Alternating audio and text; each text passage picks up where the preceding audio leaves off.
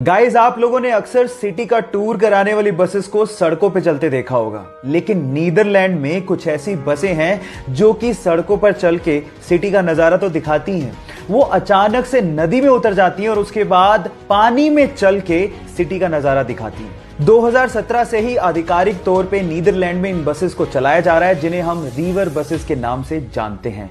So guys, क्या आप लोग भी कोरोना काल के बाद ऐसी बसों में नदी में उतर के सिटी का टूर करना चाहोगे? चैट सेक्शन में लिखना मत भूलिएगा। मैगी शायद इस लॉकडाउन में हमारा नेशनल फास्ट फूड बन गया है, लेकिन सवाल यह है कि मैगी का नाम मैगी रखा किसने? डोंट वरी, मैं आपको बताता हूं। मैगी का नाम मैगी रखा इसके मसाला इन्वेंटर जूलियस मैगी के नाम पर, जिन्होंने सन 1863 में, जी हां 1863 में मैगी के मसाले को बनाया था। और उसके बाद ये इंस्टेंट नूडल यूएस और फ्रांस में छा गया। और उसके बाद सन 1947 में नेस्ले ने मैगी को खरीद लिया और फिर 1983 में ये भारत में एंटर हुआ। और उसके बाद आज भारत मैगी का सबसे बड़ा मार्केट भी है। क्या इसके पहले तक इफेक्ट आपको पता था? और अगर नहीं पता था तो चैट सेक्शन में लिखना मत भूलिएगा। गाइस, आप लोगों ने बहुत सारी मूवीज में समुद्री डाकुओं को अपनी एक आंख पे काली पट्टी बांधे देखा होगा, और हम ज्यादातर लोग यही सोचते हैं कि उनकी आंख फूटी हुई होगी, शायद इस वजह से उन्होंने काली पट्टी बांध रखी होगी, है ना? लेकिन ऐसा नहीं होता। वो उनका नाइट विजन का जुगाड़ होता है। एक्चुअली बहुत बार डाकुओं को लड़ते लड़ते जहाज के डेक में जाना पड़ता है और वहां पर बहुत ज्यादा अंधेरा होता है। और हमें यह भी पता है कि उजाले से अंधेरे में जाने पर हमारी आंखों को एडजस्ट करने में समय लगता है। उसी एडजस्ट करने में लगने वाले समय को कम करने के लिए वो अपनी एक आंख पे काली पट्टी बांधते हैं, ताकि जैसे वो अंधेरे में जाए उसे हटाएं और उन्हें अंधेरे में दिखाई देना शुरू हो जाए। क्या आपको इसके पहले तक इफेक्ट पता था? और अगर नहीं पता था तो चैट सेक्शन में लिखना मत भूलिएगा। हमारे देश इंडिया के बारे में दो ऐसे फैक्ट जिसे जानने के बाद आपको गर्व फील होगा। नंबर 1, चांद पे पानी मिला है, ये तो सब जानते हैं, लेकिन क्या आपको पता है कि चांद पे पानी की खोज किसने करी थी?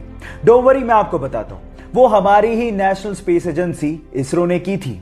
नंबर 2, पूरी ही दुनिया में नोबेल प्राइज को सबसे बड़ा प्राइज माना जाता है, लेकिन क्या आपको पता है कि पूरे एशिया में सबसे पहला व्यक्ति जिसे नोबेल प्राइज दिया गया था वो कौन था?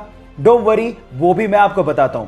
वो थे इंडियन, यस, रविंद्रनाथ टैगोर, जिन्हें 1913 में लिटरेचर के लिए सबसे पहले पूरे एशिया में नोबेल प्राइज दिया गया था। क्यों? इन दो फैक्ट को जानने के बाद हुआ ना आपका सीना गर्व से चौड़ा? सो गाइस, इसको शेयर करना लोगों के साथ मत भूलिएगा।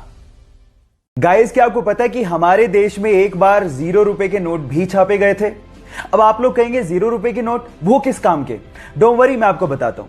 ये 0 रुपए के नोट आरबीआई ने नहीं, बल्कि फिफ्थ पिलर नाम की एक संस्था ने छापे थे। और उन नोट्स के ऊपर लिखा हुआ था कि अगर आपसे आपके हक के काम के लिए कोई रिश्वत मांगे तो उन्हें ये नोट दो और हमें बताओ। ये एक्चुअली एक तरीका था अपना गुस्सा जाहिर करने का, क्योंकि आपके हक के काम के लिए कोई रिश्वत क्यों मांगे। ये भ्रष्टाचार को कम करने का तरीका आपको कैसा लगा? चैट सेक्शन में लिखना मत भूलिएगा। आर्मी, जिसके बिना किसी भी सुरक्षित देश की कल्पना नहीं की जा सकती। लेकिन अगर मैं आपसे कहूं कि इस पूरी दुनिया में एक ऐसा सुरक्षित देश है जहां पर आर्मी है ही नहीं, तो आप क्या कहेंगे? जी हां गाइस, उस देश का नाम है ग्रेनेडा, जिन्होंने अपना पैसा आर्मी बेसिस बनाने की बजाय बीचेस पे लगाया, एयरक्राफ्ट करियर बनाने की बजाय क्रूज और बोट्स पे लगाया। ग्रेनेडा, जहां पर ग्रेनेड नहीं बल्कि कोको का प्रोडक्शन होता है और बहुत ही यमी चॉकलेट्स प्रोड्यूस की जाती हैं। काश कि हर जगह ऐसा होता। No military, no weapon, no war. आपको ये आइडिया कैसा लगा? चैट सेक्शन में लिखना मत भूलिएगा। कनाडा के एक 23 साल के लड़के को एक्सीडेंट की वजह से अपना पैर गंवाना पड़ा और उसके जस्ट बाद ही उसे कैंसर भी हो गया। डॉक्टर्स ने कहा कि तुम कैंसर की वजह से ज्यादा दिन तक जिंदा नहीं रह सकते। तब उसे समझ में आया कि कैंसर पे रिसर्च कितनी ज्यादा जरूरी है ताकि लोगों की जान बचाई जा सके। उसने सोचा कि मरने से पहले वो पूरे कनाडा को पैदल अपनी एक टांग पे नापेगा और कैंसर रिसर्च पे फंड रेज करेगा। उसने 12 अप्रैल 1990 को पैदल चलना शुरू किया और लगभग 143 दिनों में 5373 किलोमीटर नाप डाले। कुछ ही मील बाकी थे, लेकिन उससे पहले ही उसकी मृत्यु हो गई। उस 23 साल के लड़के ने पूरे कनाडा के लोगों का दिल जीत लिया। आज भले ही वो जिंदा ना हो, लेकिन कनाडा के लोगों के दिलों में वो आज भी जिंदा है। उसका नाम है टेरी फोक्स और उसके जज्बे को मैं दिल से सलाम करता हूं।